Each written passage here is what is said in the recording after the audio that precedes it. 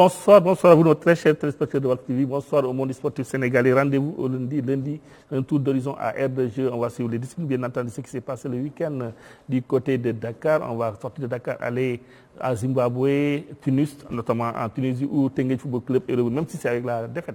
dañ ko dër 2-1 mais tax champion Sénégal maanaam moom lañ désigné champion, il faut préciser. Teungueth remporte le titre de champion, dañ ko désigné champion bu dem représenter le football sénégalais en Ligue africaine des clubs champions. Teungueth qualifié pour une première participation en phase de poule de la coupe de la Ligue des champions. Teungueth nekk une première parce que depuis JA équipe bu Cheikh Tidiane Gomis benn club sénégalais réussir woon loolu depuis 2003-2004, il faut préciser yàgg na.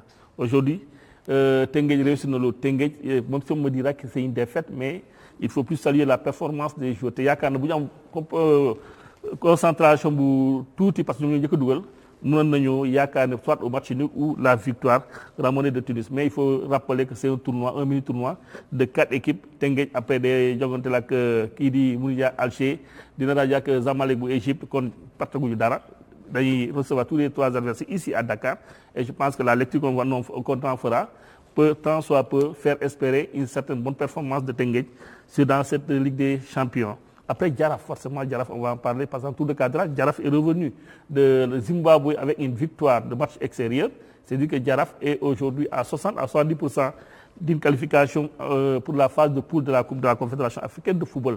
Nekk na lu neex gulet parce que tout simplement dal na xel parce que Jaraaf tamit il faut le dire daawul am premier tour la deuxième tour pare nañu mais fu mu nekk nii on est en tour de cadrage. Jaraaf mën na qualifier phase de poule.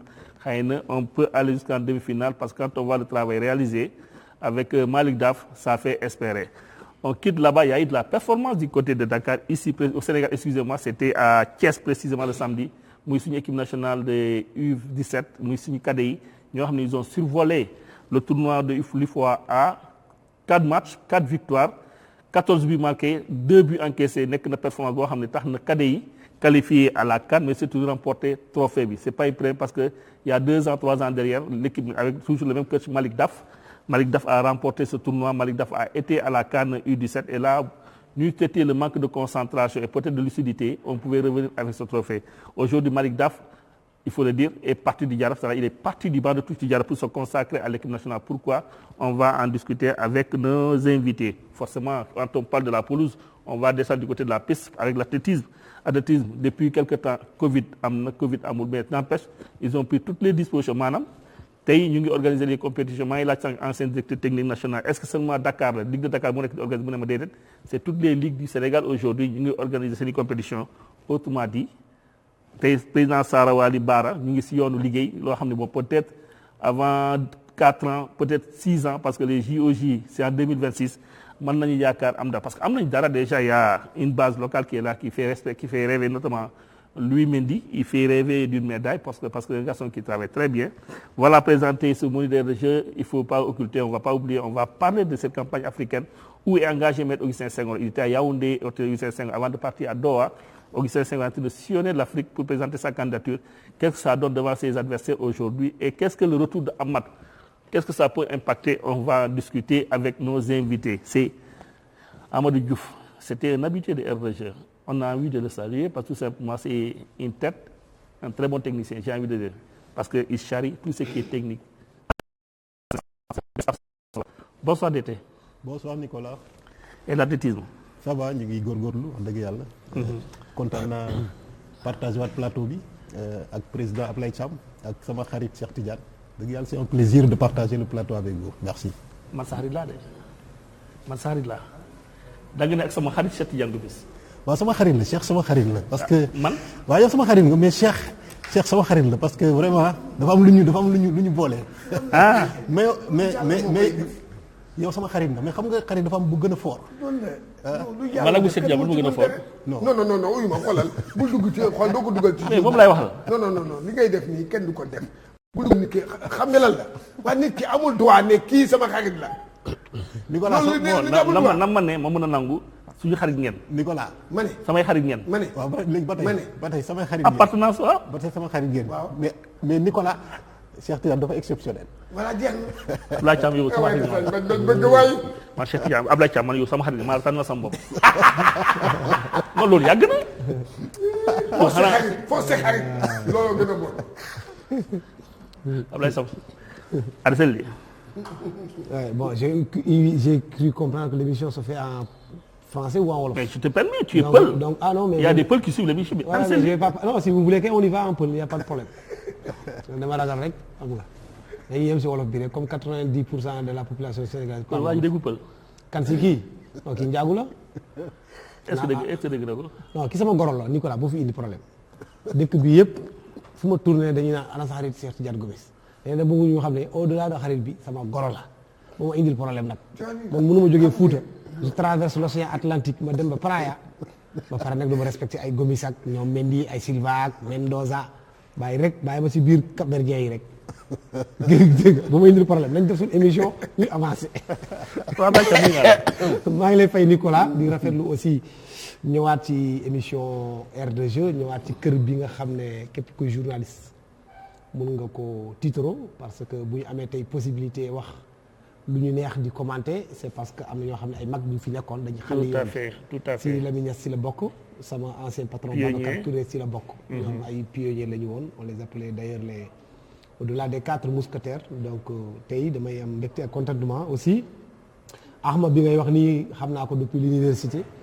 depuis université laa xamante ne woon ak moom donc ñëw aussi ñu dajawaat encore dans le milieu sportif tout à fait Cheikh Tidiane Gomis je l'ai déjà dit depuis quand même maintenant 19 ans un des doyens de la presse voilà qu'on chemine ensemble doyen rendre à César ce qui appartient à César voilà bàyyi ko di ko cukku si yenn affaires yi bàyyi ko rek ñu def suñu émission te surtout thème yi nga développé c'est extrêmement important donc nañ bàyyi digression yi fële après ñu dem ci thème yi ñu dem ñu dem ok d'accord président de l'ANPS suñu président waaw Cheikh Tidiane Gomis waaw maa ngi lay nuyu di nuyu suñu gan yi comme que xam nga yow sa malchance moom mooy ku ñëw toog fii rek ndeysaan xam nga day ànd ak man loolu nag mënoo ci dara yàllaa ko tudd di nuyu coach man coach laa koy wax Amadou di nuyu. je suis d'accord coach la. waaw coach man coach laa koy wax. yeneen ay nomination la DTN Tata ay nomination mais coach la.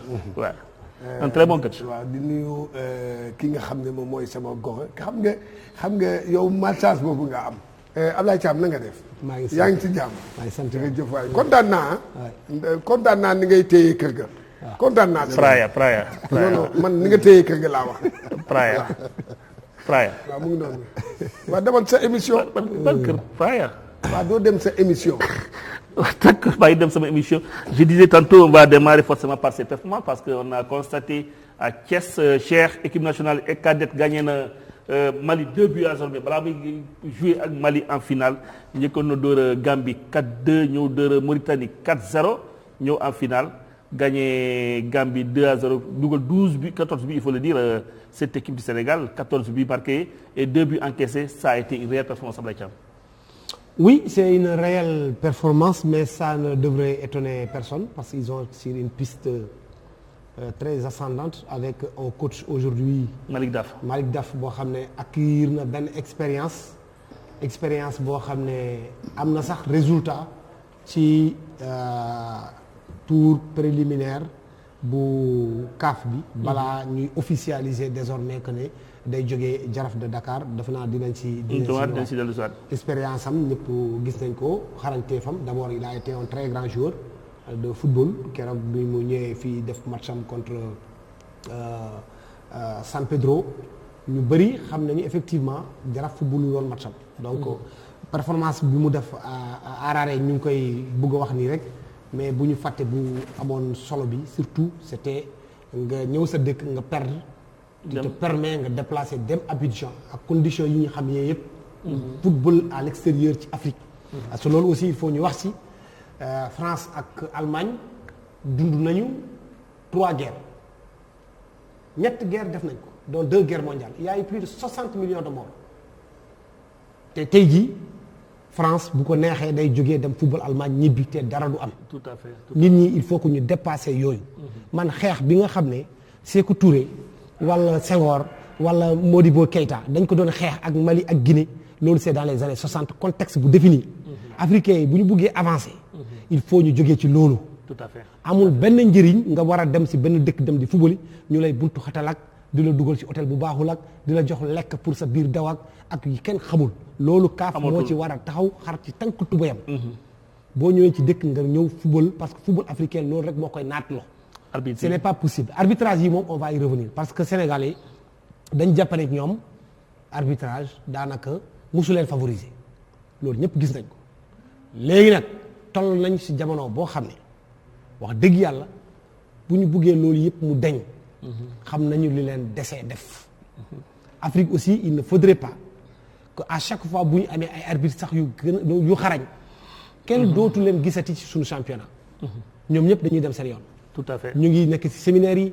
ñu ngi nekk ci yeneen ay affaire doo leen sax gis ci championnat locaux yi parce que loolu aussi liy gën a naat sunu arbitrage di leen defaraat bu baax a baax ku def 2 ans 3 ans nekk na international non mais parce que affaire bi fo arbitrage aussi c'est de l'argent tout à fait parce que boo gisee tey jii ay Champions League boo gisee ay championnat européen yi ay arbitres yu gën a xarañ ci Europe yu gën a xarañ ci adduna bi yëpp ñu ngi nekk di ko arbitrer c'est parce que dañ leen respecter jox leen seen gëdd di leen fay ñu mën a dund ci seen professionnalisme bien sûr donc lu ci des nag mooy CAF moo war a def kémtulaay kattanam ba ñu bañati di wax ne arbitre africain la ba ñuy dutee ci doxalinam ñu dutee ci ay lu mu mën a taxawal alors que un trio sénégalais vient d'officier la 3e place le match de classement de la coupe du monde des clubs yoo xam ne amoon na Doha il y a pas c'est dans le week-end bi nga xam ni équipe et puis c'est ce qui est beau il y avait une équipe africaine qui était en finale notamment qui a remporté le match mais on n'a pas parlé d'arbitrage autrement dit ça a été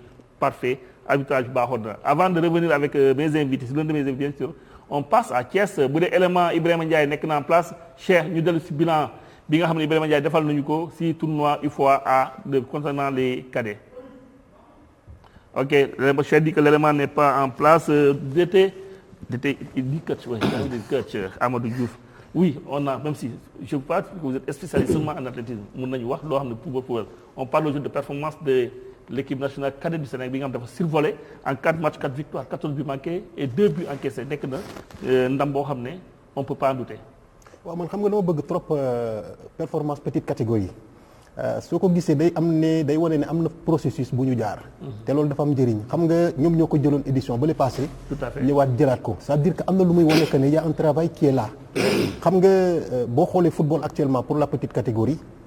dañu am ay centre de perfectionnement yoo xam ne moo leen di mën a permettre ñu fay dem di football suba ba ngoon pendant 3 mois le tournoi a été préparé pendant 3 mois Malick Daaf et ses garçons et surtout ñu ngi noonu xam nga nag boo duggee ci usine de transformation bi defar li nga war a def boo génnee ci front back bi mooy boo génnee war a wone wax dëgg yàlla li ngay gis dañuy wone ne ñoom am na fu ñu doon liggéey gis nga nag loolu moo waral li nga gis ni mooy encadrement bi baax na am na processus gis nga ba processus bu ñu ko respecté rek résultat bi parce que gis nga la performance c'est tout un processus. tout à fait processus boobu boo ko respecté rek. évaluation ci cappaandaw ba da ngay am dara. c'est une courbe.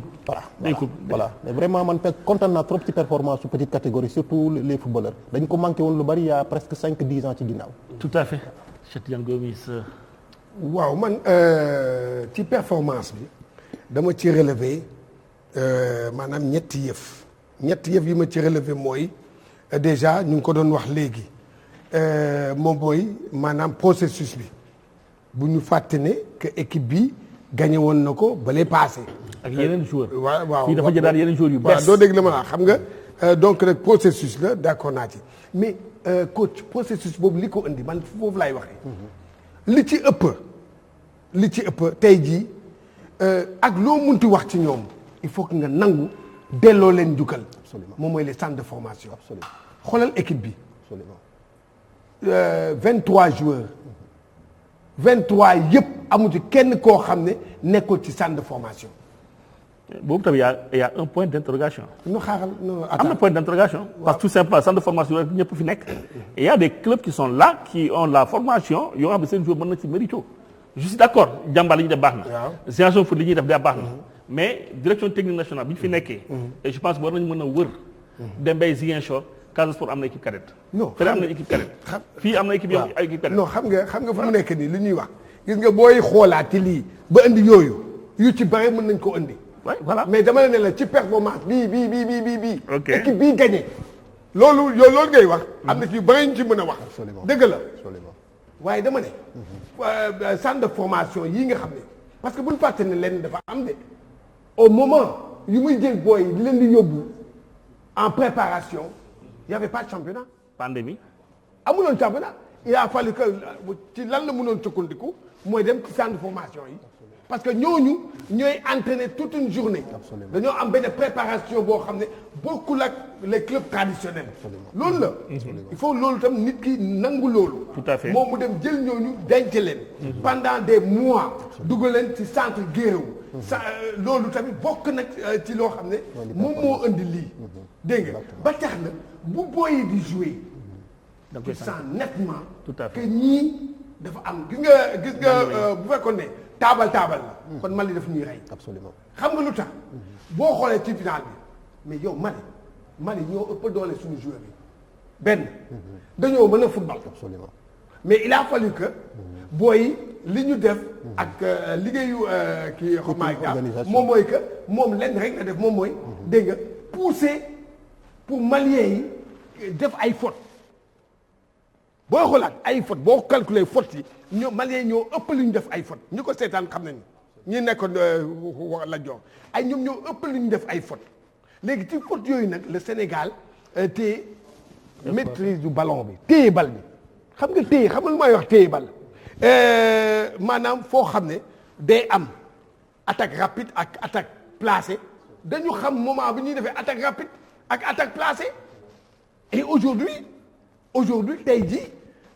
ma ne su ñun malheureusement ñun suñu junior yi ak suñu cadets yi ñoo dàq football suñu senior yi collectif laa wax ma individuel de collectif ñoo leen dàq football parce que au moins dañuy dem A dem B dem D dem ba Z senior yi.